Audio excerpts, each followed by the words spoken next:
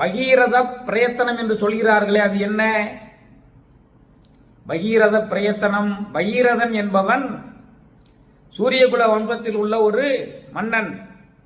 தன்னுடைய வம்சத்தில் உள்ளவர்கள் எல்லாம் அந்த நீர்க்கடன் செய்ய பெறாமையால் நரகத்தில் துன்புறுகிறார்கள் என்பதை அறிந்து ஆகாய கங்கையை பூமிக்கு கொண்டு வருவதற்காக பெரிய தவம் இயற்றி அந்த ஆகாய கங்கை பூமிக்கு வந்தால் நீர்க்கடன் செய்து மூதாதையர்களுடைய வினைகளை எல்லாம் நீக்கிவிடலாம் என்று பகீரதன் தவம் செய்தான். அதான் பகீரத பிரயத்தனம். அதன் காரணமாக அந்த ஆகாய கங்கையானது பூமிக்குள் வருவதற்கு சம்மதித்து பூமிக்குள் வந்தது. நேரடியாக ஆகாய கங்கை பூமியில் பாய்ந்தால் பூமியை அதை தாங்கக்கூடிய வலிமை இல்லாமல் போய்விடும் என்பதால் சிவபெருமான் அதை தன் தலையில் தாங்கிக் கொண்டு அதனுடைய வேகங்களை எல்லாம் தனித்து பூமியில் விழுமாறு செய்தார்.